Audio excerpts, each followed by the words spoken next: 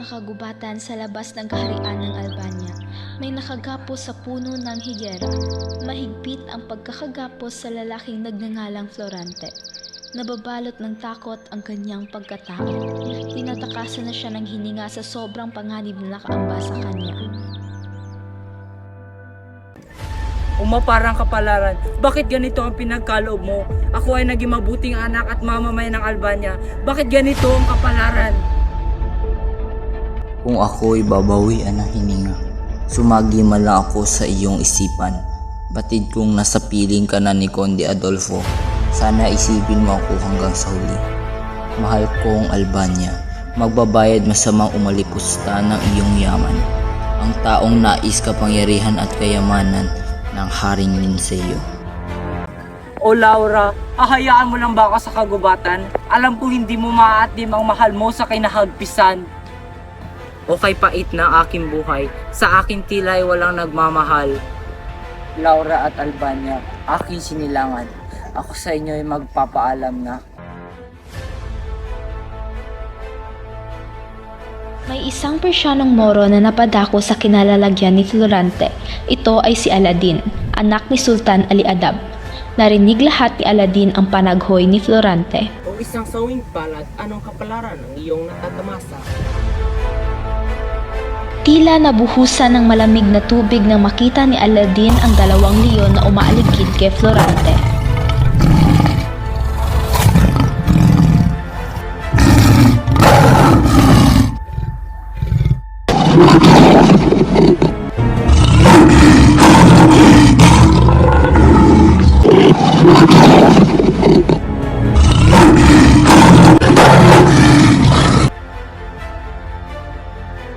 Mabilis niyang kinalas ang mahigpit na pagkatali kay Florante kahit alam niyang ito'y isang kaaway.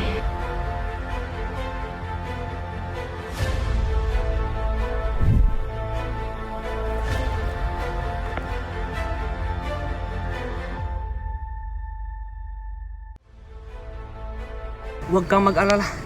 Lina't gagamutin ko ang iyong mga sugat. Laura, ikaw ba yan? Ay mali. Isang Moro, isang kaaway. Ngunit bakit mo ko niligtas sa bingit ng kamatayan? Dahil walang kaaway sa panahong ito.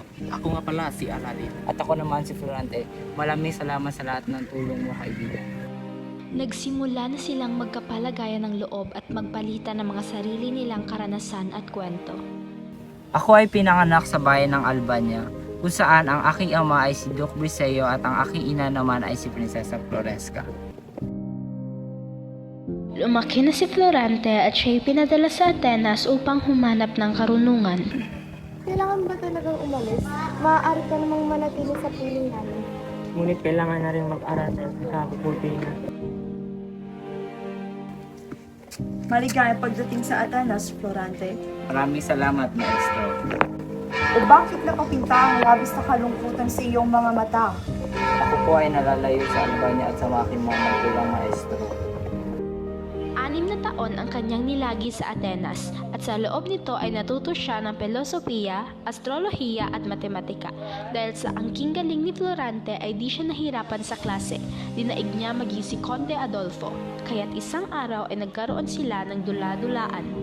Isa kang mga agaw, Florante. Lahat na lang napapasayo. Ngunit ano ang ginawa ko masama sa'yo?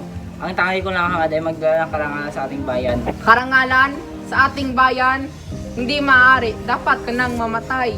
Ano ang iyong isip, Adolfo? Kumalma ka, hindi ka dapat nagaganyan. Tayo ay magkabayan. Ano ang nangyari sa'yo? Nang dahil sa hindi ka nais-nais niyang ginawa, siya ay pinabalik sa Albania ni Antenor. Naiwan sa Atenas si Florante. Mag-iisang taon na siya dito nang makatanggap siya ng liham. Ayon sa sulat, sumakabilang buhay na ang pinakamamahal niyang ina. Hindi maaari. Mahal kong ina.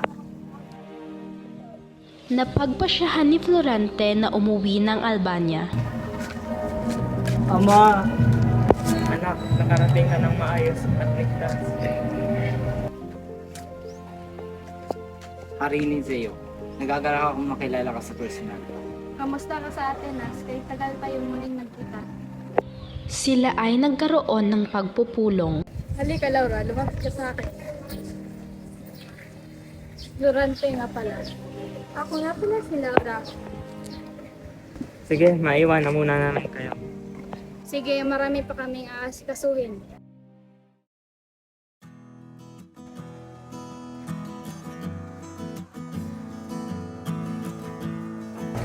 Napakaganda naman Nang? ng kasuotan mo. Salamat Florante. Nabatid kong galing ka ng Atenas. Tama ba? Oo, parehas kami ng aking kaibigan na nag-aaral sa nasabi mong lugar. Ngunit kausap pa siya ng aking ama. Narinig ko na malayo yung paaralan na iyon.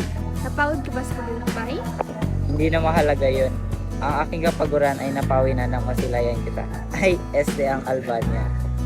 Dahil sinabi mo na napagod ang iyong kapaguran dahil nakadating ka ng Albania, tara, ipapasya kita.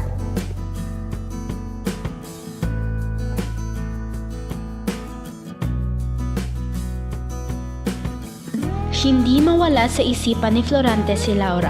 Kahit 3 araw lang siyang nanirahan sa palasyo, araw-araw niya itong kinikita. Si Florante ay nahihirapang paibigin si Laura sapagkat maraming nanliligaw at bumibisita sa kanya. Kasabay nito ay may katungkulan siyang kailangan isagawa, ang planong digmaan sa Crotona na dapat mapagtagumpayan. Magandang umaga, Laura. May nais ako ipagtapat sa iyo. Ano yon? Tagal ko na itong gustong sabihin sa iyo.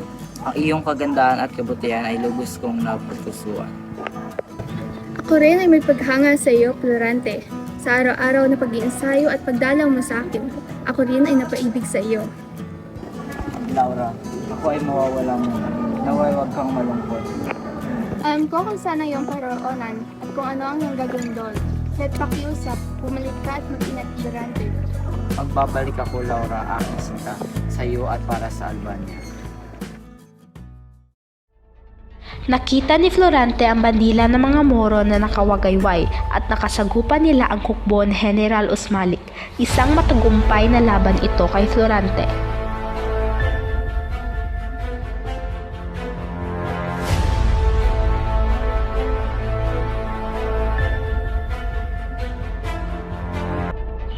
Isang araw, siya ay nakatanggap ng liham galing kay Haring Linceo na pinapauwi na siya ng Albania.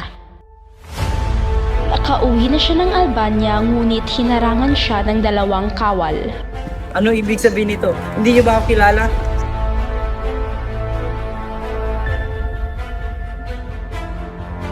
Magandang gabi, General. Kamusta ka sa iyong kwarto? Maganda ba? Bakit nasa iyo ang sentro ng Crotona? Paano mo ito nagawa sa sarili mong bayan? Nasaan ang hari, ang aking ama? Florante, Florante. Kawawa ka naman at nahulog ka sa aking pakita. Alam mo, pinugutan ko lang naman ang iyong ama at pinatay ang mahal na hari. Dahil hindi sila nararapat dito sa Albania. Mga walang utak. Pinatay ni Conde Sileno at Conde Adolfo sina Haring Linceo at Duke Briseo. Pagkalipas ng 18 araw ay inilabas siya sa piitan. Si Aladdin naman ang nagkwento ng kanyang buhay. Aladdin, anong kaya nito?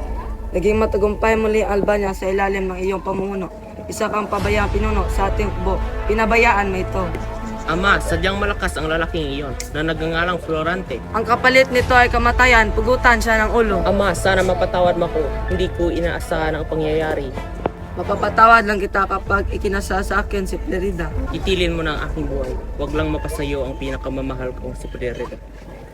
Pakawalan mo siya! Ako'y tutugos sa iyong ninanais, Ali Adam! Pinag-utos ko na lisanin mo ang bayang ito at huwag ka nang magpapakita kailanman. Ako nga pala si Fred at ako si Laura. Nais kong ibahagi ang aking kwento. Sige, ako'y makikinig. Ang aking kasintahan ay papatay, ngunit kailangan kong mamili kung buhay niya o puso ko, kaya pinabuti ko na lamang na magpakasal. Nakatakas ka ba? Laura? Laura, ano nangyari sa iyo? May ginawa bang masama si Conde Adolfo? Hayaan mo kung kwento ang nangyari sa ng bayan. Simula na mawala ka, ay naging magulo ang bayan. Minsan na rin akong pinagtangkaan ni Conde Adolfo. Pagtatangkaan na sana ni Conde Adolfo si Laura nang biglang dumating si Flerida at pinana ito. Dahil sa pagkamatay ni Haring Linceo at Duke Briseyo ay pinalitan sila ni Florante sa kanyang pagiging hari na numbalik ang dating katangian ng kaharian. Nagbalik ang kapayapaan at ang mga tao ay bumalik sa dati. At agad namang dinaos ang kasal na Florante Laura at Aladdin Flerida.